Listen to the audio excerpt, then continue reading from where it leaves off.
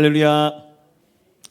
자, 오늘 마지막 말씀은 성령을 받아 주님의 통로가 되겠습니다. 이 말씀으로 우리 함께 은혜 나누기를 원합니다. 여러분들 자신을 향해서 가슴에 손을 대고 나는 새 사람이 되었습니다. 우리 그렇게 한번 고백할까요? 나는 새 사람이 되었습니다. 할렐루야. 자, 옆에 분에게 당신은 새로운 사람입니다. 자, 우리가 새로운 사람이 될 수 있는 이유는 딱 한 가지입니다. 바로 우리가 예수님 믿고 거듭난 하나님의 자녀가 되었기 때문입니다. 우리 예수 믿는 사람들을 마치 예수님과 너무 흡사하다, 닮았다라는 의미에서 그리스도인이라고, 우리 크리스찬이라고 이렇게 부릅니다. 자, 여러분, 이 그리스도인은 엄밀히 말하면 새로운 인류의 등장입니다.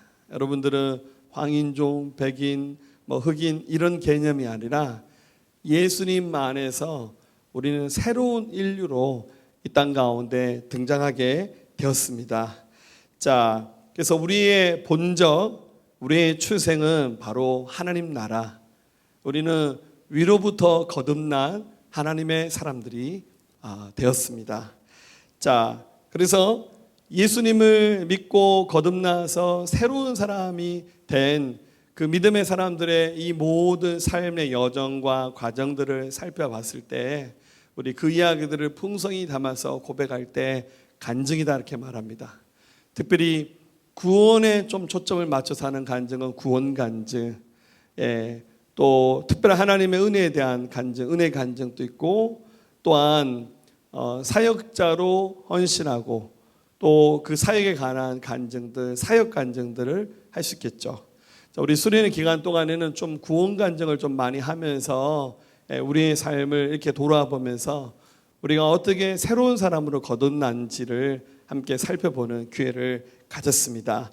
자, 새로운 사람의 삶에 꼭 필요한 거 세 가지 우리 마지막으로 한번 정리해 보길 원합니다. 첫 번째는 새로운 사람에게는 반드시 예수 그리스도의 복음이 선명해야 됩니다. 자, 복음이 무엇입니까? 라고 질문하면 정확히 대답하셔야 되고, 그리고 그 복음을 경험하셨습니까? 그 복음의 주인 되신 예수 그리스도를 만나셨습니까? 라고 이렇게 물으면 여러분 이 질문에 정확히 답을 하실 수 있어야 됩니다. 여러분, 어물쩡하면서 복음, 내가 정말 구원받았나? 나 천국 갈 수 있나? 이 질문에 답이 정확하게 나오지 않는다면 여러분 그건 겸손이 아니라 복음을 제대로 알고 있지 못하다고 하는 것을 보여주는 겁니다. 자, 복음에 대한 분명한 간증, 여러분들 이 복음에 대한 고백을 할 수 있기를 우리 주님의 이름으로 축원합니다. 여러분, 좋은 교회는 건물이 으리번쩍하게 멋있는 곳, 혹은 사람들이 많이 모였고 시스템이 잘 되어 있는 곳, 꼭 그런 의미는 아닐 겁니다. 여기가 우리 교회 예배당보다는 좀 크죠. 우리 교회 예배당 이만큼은 넓으면 얼마나 좋을까 하는 생각을 가져봅니다. 그런데 여러분들, 좋은 교회는 건물로, 사람들의 숫자로, 어떤 행정, 조직, 프로그램이 잘 된 것으로 좋은 교회를 평가하는 것이 아니라, 여러분 좋은 교회는 날마다 공동체 안에서 구원받는 자의 수가 증가되고, 제가 구원받았습니다, 제가 주님 만났습니다라는 이 간증의 고백이 매일매일 올려지는 교회가 좋은 교회입니다. 이런 고백이 올려지려면 여러분 교회는 계속해서 복음을 증거해야 되고, 또 그 복음을 가지고 한 사람이 구원받아서 거듭나서 하나님의 자녀가 되는지 아닌지를 구분하면서 옆에서 도와주는 교회가 진짜 좋은 교회입니다.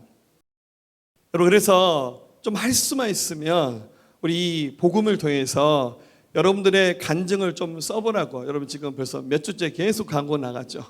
그래서 어떤 분은 나는 구원받았는데 뭘 또 구원 간증을 쓰라고 하면서 약간 불편해 하시는 분 있고, 혹시 또 어떤 분은 우리 교회가 뭐 구원파도 아닌데 할렐루야 뭘 자꾸 구원 간증을 하라고. 여러분 맞습니다. 신앙생활한 지 20년, 30년 그 이상 되신 분들은 구원간증을 쓰는 것은 여러분들 한 30년 전에 있었던 그 사건을 다시 기억해서 해야 되니까 그게 쉬운 기억은 아닐 거예요. 하지만 여러분, 우리 다음 예수님을 믿어야 될 사람들에게 우리가 좋은 롤모델이 되어야 됩니다. 할렐루야. 저도 구원간증문 여러 번 써봤습니다. 네. 저는 앞에서 강단에서 제 간증을 좀 많이 하잖아요. 어쩔 수 없이 설교하다 보니. 그렇지만 저도 저의 구원을 한번 생각해 봤습니다. 저는 어렸을 때 교회 쇼핑을 많이 했습니다. 우리 동네 교회를 다 다녀봤어요.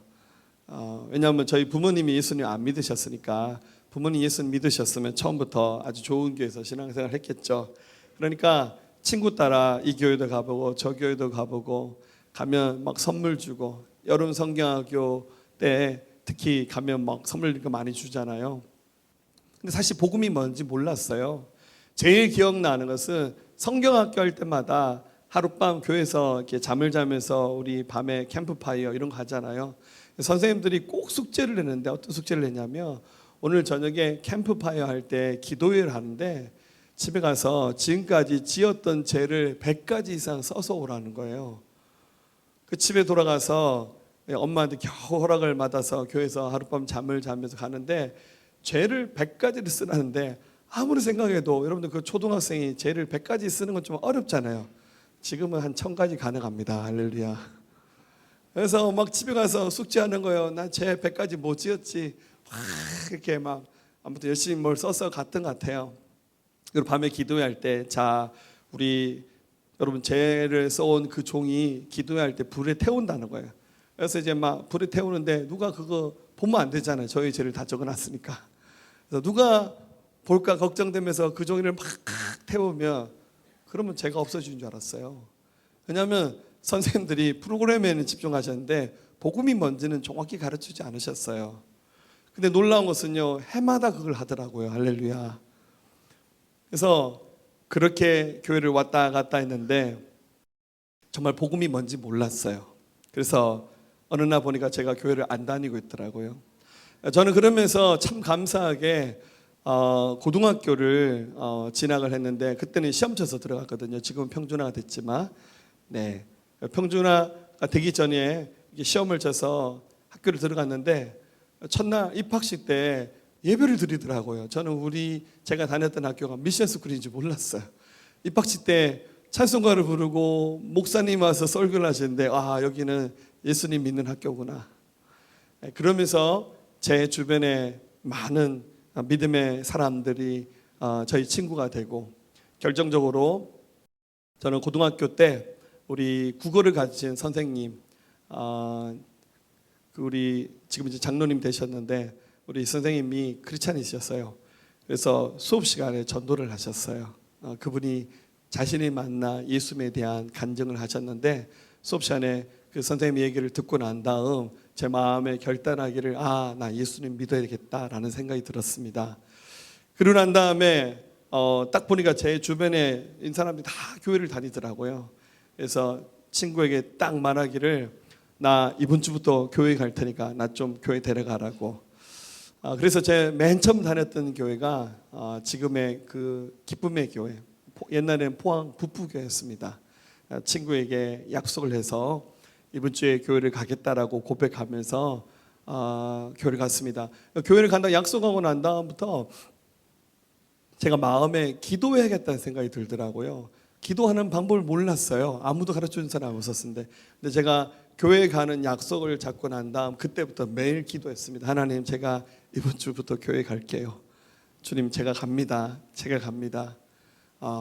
그렇게 기도하고 교회를 갔는데 교회 가는 순간 너무너무 놀라운 것은요, 목사님의 설교는 하나도 안 들렸어요. 할렐루야. 성경에 대한 상식이 하나도 없으니까 도대체 갔는데 어른 예배를 참석했어요. 청소년 예배를 가면 좋았는데 어른 예배를 갔는데 도무지 무슨 얘기인지 하나도 모르겠어요. 그런데 마음에 막연한 생각이지만 제 마음에 드는 감동이, 제가 그 순간 하나님께 기도하기를, 하나님, 제가 하나님에 대해서 잘 모릅니다. 근데 저는 하나님이 살아계신 거 믿습니다. 저는 오늘 이 순간부터 주님 믿겠습니다 라고 고백하면서 저의 첫 신앙생활이 시작됐습니다. 그 이후에 복음을 듣고 어릴 때 종이에다가 죄를 100가지 써서 태우는 게 그렇게 하면 죄가 없어지는 줄 알았는데 그게 아니더라고요.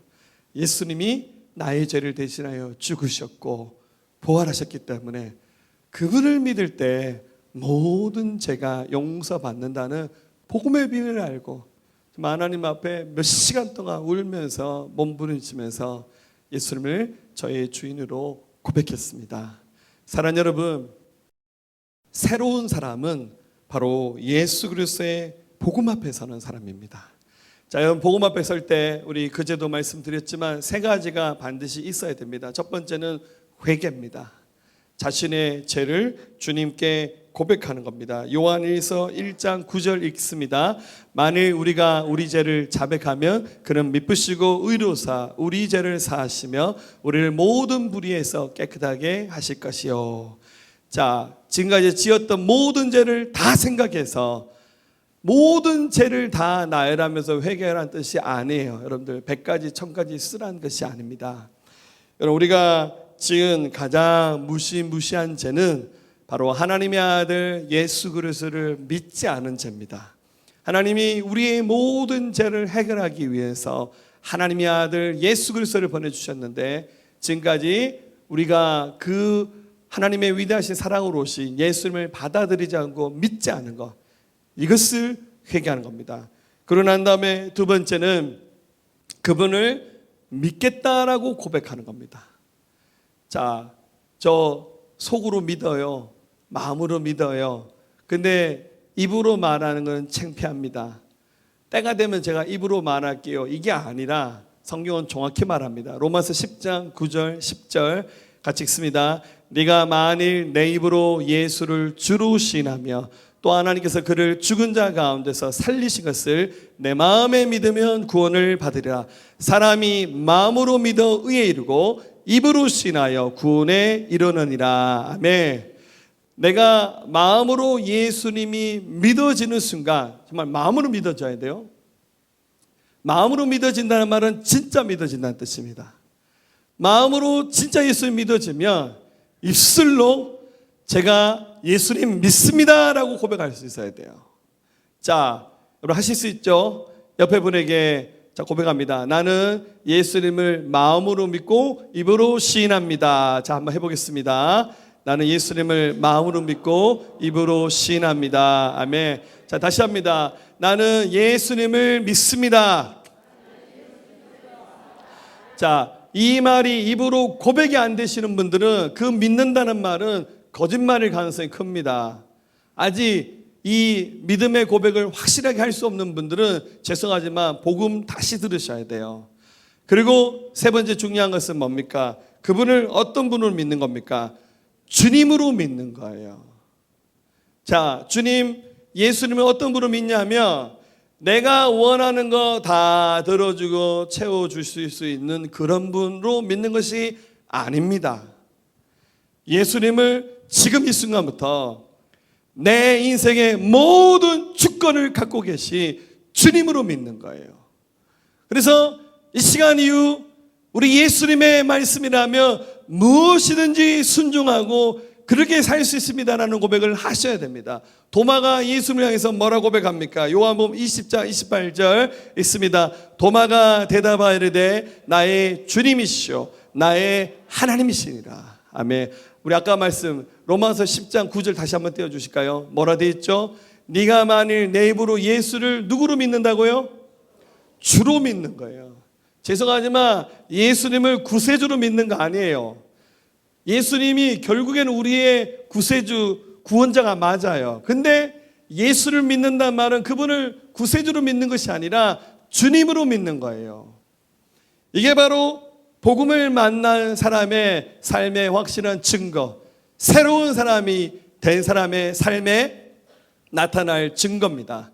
자, 여러분들 우리 교회 구원파 아닙니다. 걱정하지 마세요. 그러나 언제든지 어디서든지 간에 복음에 대한 확신 가지셔야 되고 이 복음을 자랑스럽게 고백하고 다른 사람들에게 증가할 수 있는 입술이 되셔야 됩니다. 할렐루야. 두 번째입니다. 여러분, 새롭게 거듭난 하나님의 사람들, 이 사람들에게는 분명한 교회에 대한 고백이 있어야 됩니다. 여러분, 교회는 어떤 곳입니까?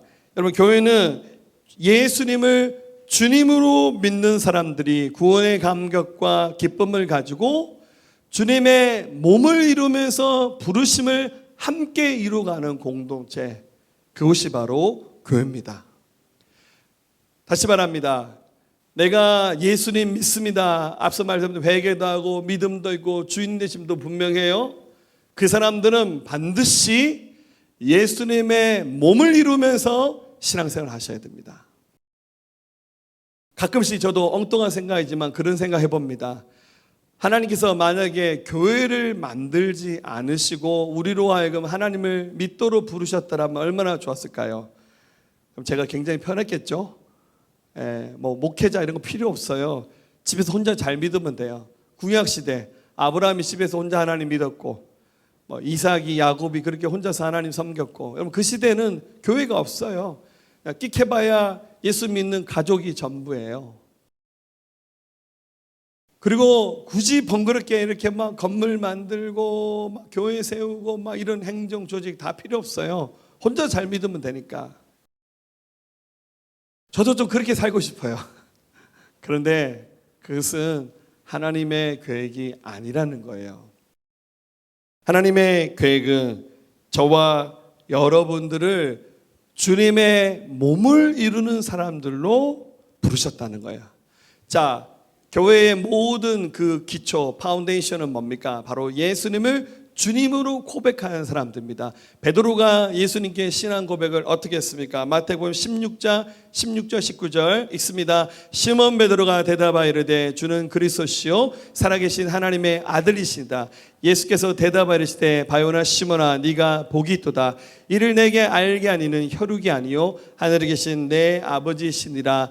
또 내가 내게 이르노니 너는 베드로라. 내가 이 반석 위에 내 교회를 세우리니 음부의 권세가 이기지 못하리라. 내가 천국 열쇠를 내게 주리니 네가 땅에서 무엇이든지 매면 하늘에서도 맬 것이요 네가 땅에서 무엇이든지 풀면 하늘에서도 풀리리라 하시고. 아멘. 교회의 기초는 뭡니까?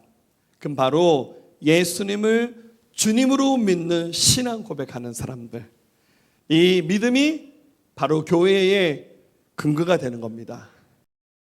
여러분, 이 예수님을 주님으로 믿는 믿음이 없고, 그리고 이게 뭐 구원받은 사람인지 아닌지 구분도 정확히 되지 않고, 여러분 교회의 이 기초가 단단하지 않으면 필연적으로 어떤 현상이 나타나겠습니까?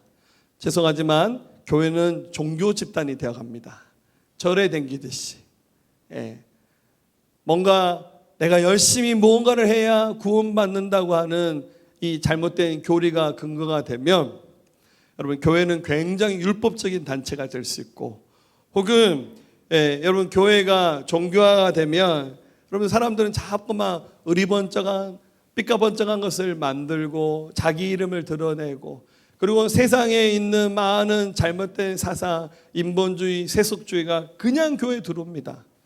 가다 보니 이게 여러분들 이름만 교회지 사실 다른 종교와 비교했을 때 크게 다르지 않는 희한한 종교 집단으로 전락할 수 있습니다. 여러분, 교회는 주님의 몸입니다. 우리는 머리 대신 예수님께 연결되어 있어야 됩니다. 머리로부터 오는 하나님의 놀라우신 은혜들, 사랑의 능력들을 공급하면서 우리는 신앙생활을 해야 됩니다. 에베소 4장 15절 16절 읽습니다. 오직 사랑 안에서 참된 것을 하여 범사에 그에게까지 자랄지라. 그는 머리니 곧 그리스도라. 그에게서 온몸이 각마디를 통하여 도움을 받음으로 연결되고 결합되어 각 지체의 분량대로 역사하여 그 몸을 자라게 하며 사랑 안에서 스스로 세우느니라. 아멘. 우리 교회 갓난 아기 중에서 제일 어린 아기가 누군지 아시죠? 누군가요? 사랑이죠. 할렐루야. 사랑이는 저만 보면 웃습니다. 할렐루야. 착각이죠? 제가 아침에 깜짝 놀랐어요. 이렇게 쭉 걸어오면서 제가 유아실에 잘 안 들어가서 사랑이를 요즘 최근에 가까이서 못 봤는데 사랑이가 걷더라고요. 할렐루야. 저 몰랐어요. 그래서 사랑이가 걷는 거 보면서 쟤는 언제부터 걸었지? 예, 제가 관심이 없는 건 아닌데, 그죠? 이게 태어난 지 엊그제 같은데 이게 아장아장 걷는 걸 보면서 너무 감사하다는 생각이 들고 잘 크고 있구나 하는 생각이 들었어요. 여러분, 예수님의 몸인 교회 안에서 우리의 믿음이 자라나야 됩니다. 근데 혼자서 독불장군식으로 혼자서 집에서 제단 차려놓고 혼자서 예배드리고, 여러분 그거 집에 신주단지 모셔놓고 묵숙생활하는 사람이나 다를 게 뭐 있습니까? 하나님은 우리가 하나님을 그렇게 섬기도록 부르지 않으셨어요. 어떻게 하라고요? 몸을 이루면서 주님에까지 이르도록 영적으로 자라면서 신앙생활을 해야 됩니다. 주님이 머리십니다. 우리는 그 몸에 연결되어 있는 각 마디, 각 지체입니다. 그래서 이 각 지체가 연결되는 그 중간중간마다 있는 중요한 역할을 하는 것이 마디 관절이죠. 그래서 우리 믿음의 리더들, 평신도 사역자들은 마디가 되는 거예요. 그래서 함께 연결되어서 예수님의 몸을 이루면서 성장해 나가는 겁니다. 그게 교회입니다. 자, 새로운 하나님의 사람들의 머릿속에는 교회의 그림이 그려져 있어야 됩니다. 까짓거 교회 없어도 나 혼자 예수님 잘 믿지. 아닙니다. 여러분, 그거는 우리 생각이에요. 하나님은 복음을 받아들이는 예수님의 사람들은 반드시 교회 안에서 몸을 이루면서 영적으로 성장하면서 그렇게 주님 섬기도록 우리를 부르셨어요. 그래서 우리의 이 구원과 교회로의 부르심은 동시다발 한꺼번에 일어나는 영적인 사건인 것 같아요. 그래서 할 수만 있다면 복음을 듣는 순간 만났던 그 처음 교회가 여러분 인생 가운데 영원토록 주님을 섬겨가는 교회가 될 수 있었으면 좋겠습니다. 그리고 혹시 하나님께서 교회를 옮겨주셔서 우리 새생명교회 오신 분들 계시다면 여러분 이제 더 이상 옛날 다녔던 교회를 싹 다 잊어버리세요. 할렐루야. 할렐루야. 우리 교회는 어느 파 이런 거 없습니다. 우리 교회 처음부터 있었던 분들부터 시작해서 어제 등록하신 분들까지 우리는 새생명교회라고 하는 교회 안으로 부르심을 받았습니다. 우리 교회가 포항에서 제일 좋은 교회는 아니고 두 번째로 좋은 교회입니다. 할렐루야. 할렐루야. 피곤해서 잘 안 웃으시네요. 네, 우리 교회도 사실 아직 부족함이 많습니다. 또 저도 부족함이 많고 아직 우리가 가야 될 길이 많습니다. 그 부족함을 보는 순간 이 교회 안 되겠다, 못 다니겠다. 여러분 그러지 마시고, 이게 그 부족함이 보이는 사람 눈에 보이는 것이지 모든 사람이 그거 다 보이지 않아요. 그 부족함을 보는 순간 내가 이 자리에 있어야 되는 하나님의 부르심, 나를 향하신 교회 공동체 안에서 세워주신 하나님의 섭리라고 고백할 수 있기를 우리 주의 이름으로 축원합니다. 네, 그래서 교회는 몸이기 때문에 머리 대신 주님을 붙들어야 됩니다. 자, 골로새서 2장 19절 있습니다. 머리를 붙들지 아니하는지라 온몸이 머리로 말미암아 마디와 힘줄로 공급함을 받고 연합하여 하나님이 자라게 하심으로 자란다. 여러분, 몸이 머리를 붙들지 않으면 어떻게 됐습니까? 죽은 사람이에요. 몸은 머리를 붙들어야 됩니다. 예수 그리스도, 우리 하나님의 말씀을 붙들고 주님의 통치, 주님의 지배를 받는 거예요. 그리고 그 일을 하나님의 실제로 감당하기 위해서 교회 안에 많은 영적 리더십들을 세우는 겁니다. 목회자 세우시고 우리 평신도 사역자들 세워서 우리가 사역자로 세워지고 리더로 세워지는 분들이 일반 우리 모든 성도보다 더 탁월하고 더 높은 자리에 있기 때문에 그 자리에 세우는 것이 아니라 머리를 붙드는, 하나님의 말씀을 붙드는 일을 실제로 드러내는 역할을 하도록 하나님 교회 안에 많은 영적 리더십들을 세우시는 겁니다. 자, 함께 순종할 수 있는 마음, 서로를 존중해주고, 어제 말씀 나눴죠, 용서도 하고 용납도 하고 사랑의 방해거리도 깨어보시고 사랑으로 행할 수 있는 위대한 공동체, 교회를 발견하시고 이 교회를 함께 이루가시는 주인공 되시기를 우리 주님의 이름으로 축원합니다. 세 번째입니다. 예수 그리스도 안에서 새로운 사람이 되신 분들은 반드시 성령님의 은혜를 경험하면서 사셔야 됩니다. 여러분, 예수님 뭐라 말씀하셨습니까?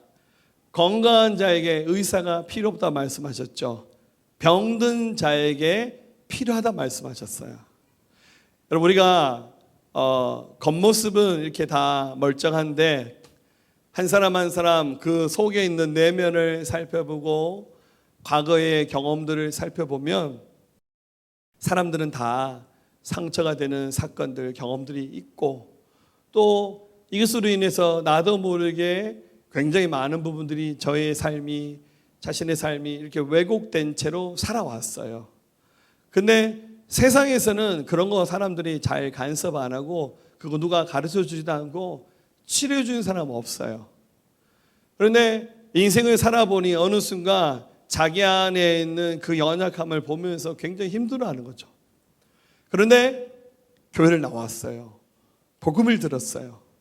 그리고 공동체 안에 들어와서 여러분들 이렇게 다 같이 모여서 예배하는 순간에는 사실 그런 부분들이 다 잘 보이지는 않아요.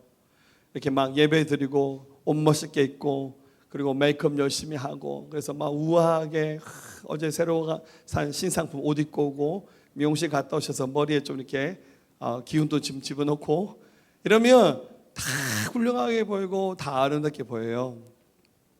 근데 여러분들 교회 안에 소그룹 모임 있잖아요. 목장 모임을 해요. 우리 10명 넘지 않은 소그룹 모임 안에 들어가서 목자들과 함께 이야기를 하다 보니 우리의 삶의 모습이 이렇게 막 드러납니다. 때로는 다른 데서 얘기해 본 적이 한 번도 없는 우리의 그 부끄러운 치부들도 함께 고백합니다. 이게 이제 안정감을 느낄수록 그 얘기를 더 자연스럽게 할 수 있죠. 안정감을 못 느끼면 얘기 못 해요. 우리 목자들 우리 목장 모임 안 됩니다. 이 말은 이 목장 안에 안정감이 부족하다는 거예요. 이 얘기를 하면 목자가 충분히 수용해 줄 수 있고 받아줄 수 있고 사랑할 수 있고 또 우리 같은 목원들이 같은 믿음의 식구잖아요. 가족이잖아요. 그래서 이런 얘기했을 때 흉보지 않고 내 얘기를 잘 들어줄 수 있을 거라는, 그리고 이렇게 함께 얘기하면 이게 왠지 내가 치유되고 회복하는데 굉장히 도움될 거라는 생각이 들면 그 공동체 앞에서 한 사람 한 사람 마음의 문을 여는 거예요. 함께 만들어가는 거예요. 그러면 그 순간부터 성령께서, 물론 성령께서 우리 안에 구원을 확정시켜 주시고 우리 영적 성장 가운데 주님이 함께 하시지만 때로는 주님이 우리의 그 상처나 있는 부분들, 왜곡된 부분들을 보게 하시고 주님 우리를 만져주시는 거예요. 이렇게. 그리고 치유를 경험합니다. 그리고 예배하는 순간 좀 하나님의 그 놀라우신 사랑이 우리 영혼을 만지면서 주님께 깊이 나가는 경험들을 하시게 되는 거예요. 자, 새로운 사람들 세 가지 얘기했습니다. 복음이 분명하셔야 돼요. 교회가 분명하셔야 됩니다. 성령님의 은혜를 매일매일 경험하는 삶을 사셔야 됩니다. 누가복음 9장 1절 2절 읽어볼까요? 예수께서 12 제자를 불러 모으사 모든 귀신을 제하며 병을 고치는 능력과 권위를 주시고 하나님의 나라를 전파하며 앓는 자를 고치게 하려고 보내시며. 아멘. 바로 교회가 해야 될, 복음을 통해서 거듭난 하나님의 사람이 해야 될 역할이 바로 여기 있습니다. 자, 다시 한번 옆에 분에게 축복합시다. 당신은 새로운 사람입니다. 자, 이제 주님이 기대하시는 삶을 살아봅시다. 여러분 자꾸 태행하는 삶 살지 마세요. 예, 개가 토한 것을 다시 먹듯이 앉으면 입만 열면 남편 흉보고 시어머니 흉보고 자식들 원망하고, 그리고 지나간 세월의 어떤 실패 얘기, 상처받았던 얘기, 물론 여러분 그런 얘기를 우리가 존중해 주지 않는 뜻이 아니에요. 예, 여러분 목장 모임에서 한번 날 잡아서 밤새면서 한번 다 쏟아내세요. 그러고 난 다음에 거기로부터 돌아서는 겁니다. 주님이 기대하는 삶을 살아내야 됩니다. 여러분 주님이 기대하는 삶은 실패와 좌절의 그림자에서 이제 벗어나서 새로운 삶을 시작하는 거예요. 예. 여러분들 교회는 원래 다 죽다가 망하다가 아파서 완전히 혼나서 깨진 사람들이 모이는 것이 교회입니다. 그러니까 먼저 예수를 믿고 많이 회복된 사람들은 딱 보면 그게 다 보이죠. 아유, 저 인생 지금 완전히 헤매고 있구나, 바닥치고 있구나. 어떡합니까? 수용해주고 받아줘야 됩니다. 그리고 상처로 인해서 왜곡되어 있는 것들, 나는 원래 그렇다고, 나는 원래 상처가 많아서 나는 그럴 권리가 있다고 이렇게 말하는데 아닙니다. 여러분들 그거 계급장 아니고 멸류관 아닙니다. 극복하셔야 됩니다. 이기셔야 됩니다. 주님이 돕습니다. 히브리서 12장 15절, 너희가 하나님의 은혜에 이르지 못하는 자가 없도록 하고 또 쓴뿌리가 나서 괴롭게 하여 많은 사람이 이로 말미암아 더럽게 되지 않게 하라고. 하나님의 은혜에 이르지 못하는 사람 대부분 다 이 상처들 이런 것들을 붙잡고 있는 사람들이에요. 믿음이 안 자라요. 자꾸만 왜곡되어 있어요. 삐딱해집니다. 그거 이겨내셔야 돼요. 주님 돕습니다. 공동체가 함께합니다. 그리고 이런 상처로 인해서 막 쏟아지는 이런 우리의 언행들 우리 다 수용해주고 아비의 마음을 가지고 품을 수 있는 곳이 바로 교회가 되어야 됩니다. 그리고 여러분을 향하신 주님의 부르심 발견하시고 여기에 집중하십시오. 여러분 나 자신이 행복하게 살고 성공적인 살고 이 세상을 출세하는 삶 사는 것을 돕기 위해서 주님이 우리를 부르신 것이 아닙니다. 예수님 믿는 순간 그런 것들 다 포기하고 다 내려놓고 창조주 하나님께서 처음부터 갖고 계셨던 교회, 인간을 처음 만들 때 하나님 갖고 계셨던 그 위대하신 교회, 땅을 정복하고 다스리고 충만하고 생육하고 번성하라고 계획하셨던 그 하나님의 뜻을 이 시대에 나를 향하신 하나님의 부르심으로 발견하시고 그 일을 향해서 달려가셔야 됩니다. 마지막, 성령의 충만함을 구하십시오. 절대 우리 힘으로 못합니다. 주님이 도우셔야 됩니다. 하나님 도우셔야 됩니다. 우리 수련회를 25번째잖아요. 25번째 수련회 때 드리는 주일 예배인데 저는 이 시간, 이 한순간이 그냥 결코 저절로 쉽게 되는 것은 아닌 것 같아요. 전 나름 씨름하면서 하나님 이 수련회 마지막 날 은혜 받게 하시고 정말 이 말씀 앞에 결단하고 이 말씀 앞에 반응해야 될 사람 눈과 귀 열어주셔서 하나님의 일하심과 영광을 보게 해달라고 그렇게 기도하면서 이 자리에 섰습니다. 오늘 하나님의 그 일하심을 볼 수 있는 저와 여러분들 될 수 있기를 우리 주님의 이름으로 축원합니다.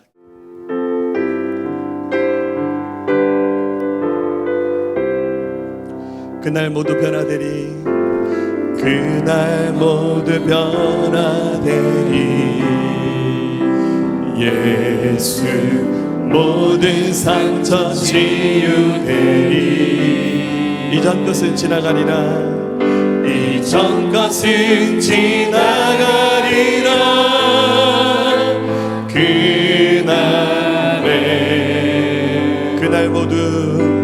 그날 모두 알게 되리. 예수 모든 답을 얻게 되리. 모든 걱정 사라지리.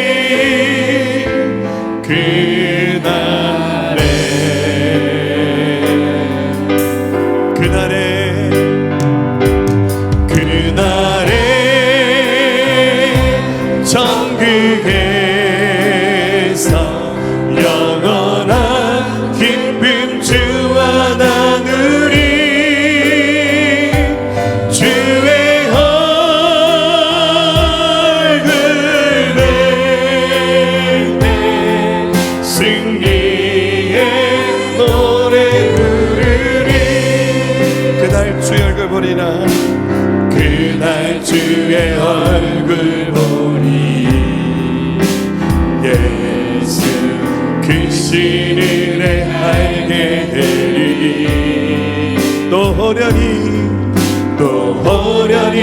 변화되리라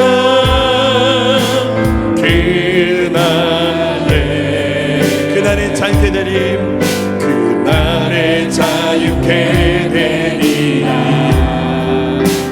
예수 모든 고통은 끝나리 찬란한 주 영광 보리라 그날에 자 우리 손을 들고 그날에 천국에서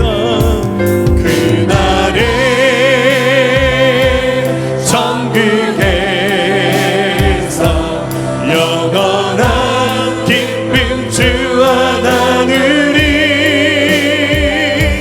주의 얼굴에 내 승리의 노래 부르리 그날의 천국에서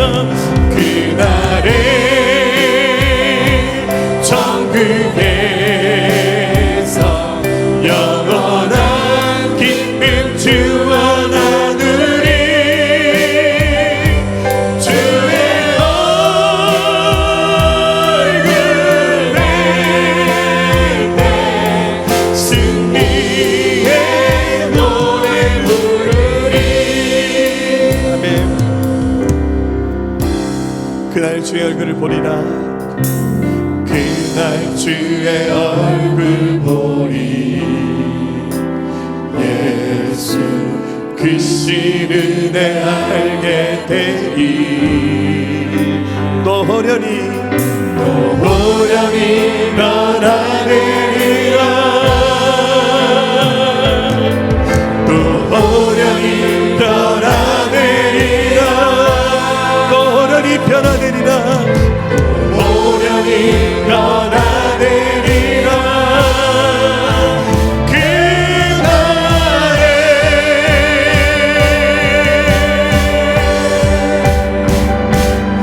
그날에 천국에 자 두 손 높이 들고 영원한 기쁨 주와 나누리 주의 얼굴에 내 승리의 노래 부르리 그날에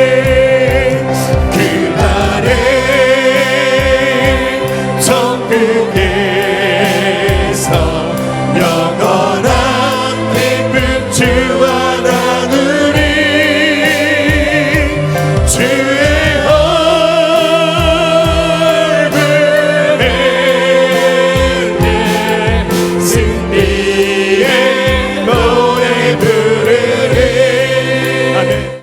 이제는 우리 주 예수 그리스도의 은혜와 하나님 아버지의 먼하시고 극전하신 사랑하심과 성령님의 감화감동 내주 역사 충만 교통하심이 오늘 예배한 사랑하는 성도들의 모든 심령 가운데 이들 가정과 일터와 나라와 민족과 모든 열방과 주님과 우리가 꿈꾸던 바로 그 교회 우리 새생명교회 위에 지금부터 영원토록 함께 하옵시기를 간절히 축원하옵나이다.